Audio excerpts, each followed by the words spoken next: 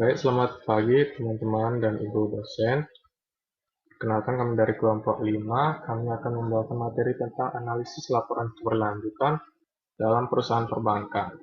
Namun sebelum itu, mohon izin untuk memperkenalkan diri, saya Samuel Kinetian dengan NIM 20170512220 dan 3 rekan saya. Yang pertama yaitu Imade Dode Gunawan dengan NIM 20170512228. Kemudian Wayan Krisna Martawi Diastuti dengan NIM 20170512244. Dan yang terakhir yaitu Made Bella Dwi Jayanti dengan NIM 20170512247. Adapun submateri yang kami bahas ada 3. Yang pertama yaitu pengertian perusahaan perbankan. Kemudian yang kedua yaitu dampak ekonomi, dampak sosial, dan dampak lingkungan dari perusahaan perbankan. Dan yang ketiga yaitu analisis kami dalam laporan keberlanjutan perusahaan perbankan. Baik, untuk yang materi yang pertama saya persilakan. Baik, untuk materi yang pertama yaitu mengenai pengertian perusahaan perbankan. Seperti yang kita tahu, perbankan adalah industri yang menangani uang tunai, kredit, dan transaksi keuangan lainnya. Perbankan didefinisikan sebagai kegiatan bisnis dalam menerima dan menjaga uang yang dimiliki oleh individu dan entitas lain, dan kemudian meminjamkan uang ini untuk melakukan kegiatan ekonomi seperti menghasilkan untung atau sekedar menutupi biaya operasional. Selanjutnya yaitu perbankan nasional. Perbankan nasional merupakan salah satu bagian vital dalam perekonomian Indonesia. Secara simultan, kegiatan ekonomi dan perbankan saling menopang untuk terus hidup. Kegiatan ekonomi yang bertumbuh pesat dan tidak terkontrol seringkali menyebabkan persoalan-persoalan sosial dalam lingkungan hidup. Walaupun penggunaan energi, air, dan sumber daya alam lainnya dalam kegiatan perbankan tidaklah separah penggunaan oleh sektor-sektor lain, seperti pertambangan dan industri pengolahan, namun perbankan tidak lantas dapat dilepaskan dari persoalan meningkatnya degradasi lingkungan hidup karena dengan memberikan pinjaman atau pembiayaan kepada nasabahnya, bank dapat menjadi pemicu bagi kegiatan-kegiatan yang berdampak pada lingkungan. Baik, untuk selanjutnya saya kembalikan kepada moderator.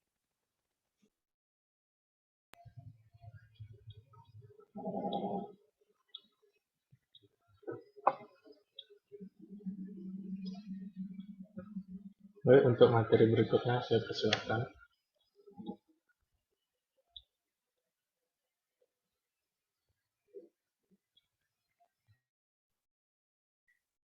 Baik, terima kasih atas waktu yang diberikan kepada saya. Jadi, perkenalkan saya Imade Dodi Gunawan. Di sini akan menyampaikan sedikit mengenai dampak ekonomi, sosial, dan lingkungan perusahaan perbankan.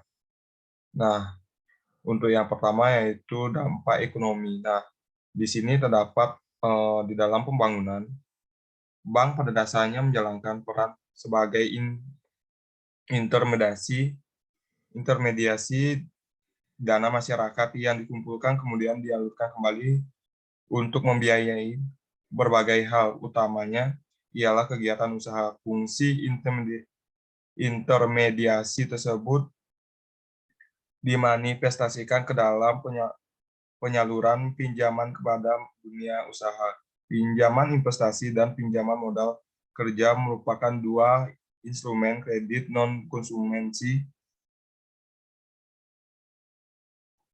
non-konsumsi yang utama dari bank. Pada tahun 2013, posisi pinjaman investasi dan modal kerja yang disalurkan oleh perbankan nasional hampir mencapai 2.400 triliun rupiah. Dari jumlah tersebut, sekitar 67%-nya merupakan pinjaman modal kerja. Tingkat ini sebenarnya telah menurun lebih dari 6% dari 8 tahun sebelumnya. Secara gradual, proporsi pembiayaan modal kerja memang menurun akibat laju ekspansinya yang lebih rendah dibandingkan pembiayaan investasi. Nah, selain itu juga di sini terdapat pembiayaan modal ekonomi. Nah, pembiayaan modal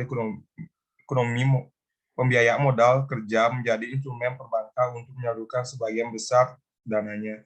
penyaluran pinjaman jenis ini hampir menyentuh angka 1.600 triliun rupiah pada akhir 2013. Apabila dibandingkan dengan posisi 2006, pembiayaan modal kerja meningkat hampir 4 kali lipat. Dengan jumlah tersebut, kini pembiayaan dengan skema modal kerja telah mencapai 2 kali lipat, lebih tinggi daripada pembiayaan investasi. Meski demikian, pertumbuhannya dalam 8 tahun terakhir tidak sebesar pertumbuhan pembiayaan investasi. Artinya ekspansi pembiayaan modal kerja dalam 8 tahun terakhir ini memang tidak selaju ekspansi pembiayaan investasi. Nah, selanjutnya yaitu investasi.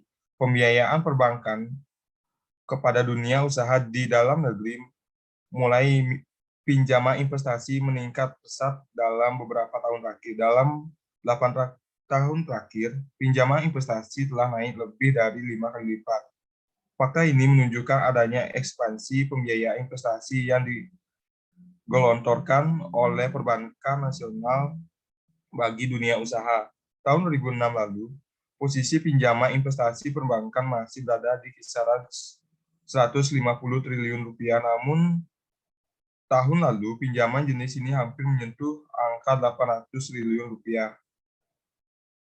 Nah, selanjutnya yaitu terdapat dampak lingkungan. Sejalan dengan tumbuhnya pesatnya kegiatan perbankan Indonesia yang ditandai dengan terusnya meningkat nilai aset perbankan dan pembiayaan yang disalurkan, kegiatan ekonomi pun berjalan. Melalui kegiatan ekonomi inilah pembiayaan yang diberikan oleh perbankan kemudian memicu terjadinya degradasi lingkungan.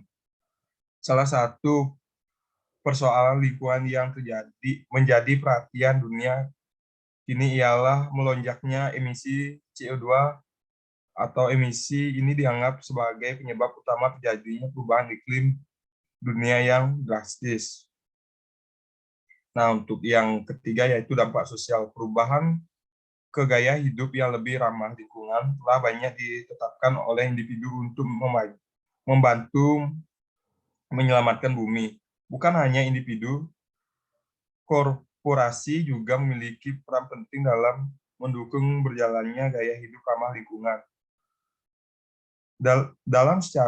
Dalam acara bersama Inspigo yang bertajuk Shift Haven Simple Step to the Shift into Sustainable Lifestyle, Bank DBS Indonesia, berbagai korporasi khususnya industri perbankan berpartisipasi dalam menjalankan bisnis yang berkelanjutan dan bertanggung jawab, serta memberikan dampak sosial terhadap masyarakat. Sejak awal berdirinya Bank DBS merupakan bank yang mementingkan pengembangan development dengan memegang prinsip ESG, yaitu environmental, sosial, dan governance. Kata sosial dalam ESG telah Bank DBS tanamkan sejak dahulu dan diimplementasikan dengan kepedulian perusahaan terhadap karyawan, konsumen, serta lingkungan. Baik, sekian saja yang dapat saya jelaskan. Untuk selanjutnya saya kembalikan ke moderator. Terima kasih. Baik, untuk materi yang berikutnya, yaitu mengenai analisis laporan keberlanjutan perusahaan perbankan, saya persilakan.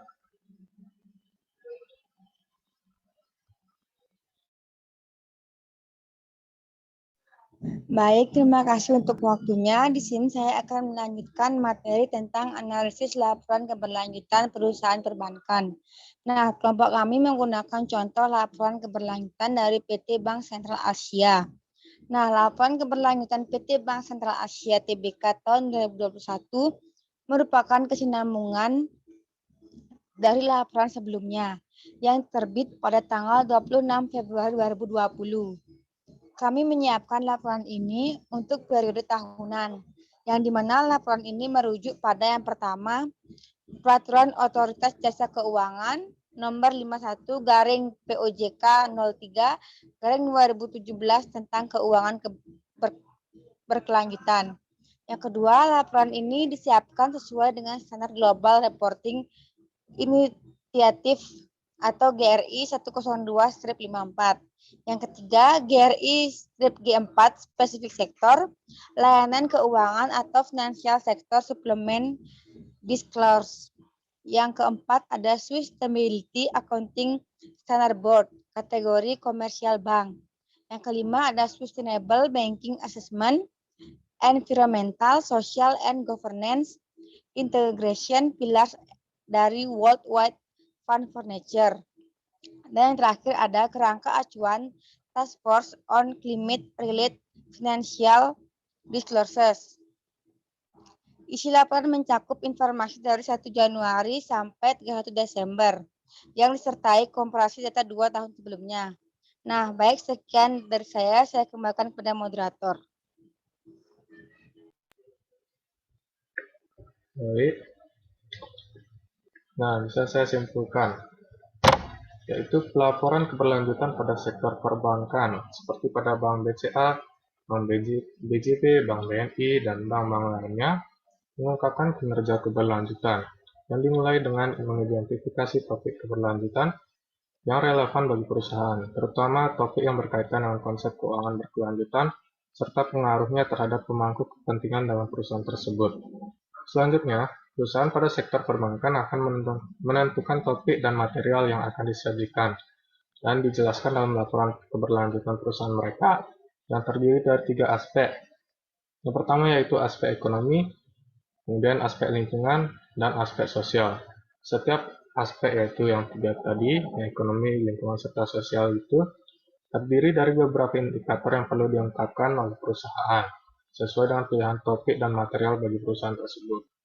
Dan setiap indikator tersebut menunjukkan kinerja keberlanjutan perusahaan dalam aspek ekonomi, lingkungan, serta sosial. Yang salah satu contohnya itu bisa diwujudkan dalam bentuk kegiatan tanggung jawab sosial perusahaan, atau yang bisa kita kenal sebagai CSR, yaitu Corporate Social Responsibility. Nah, jadi sekian presentasi dari kami. Mohon maaf jika ada kesalahan kata-kata, dan akhir kata kami ucapkan terima kasih.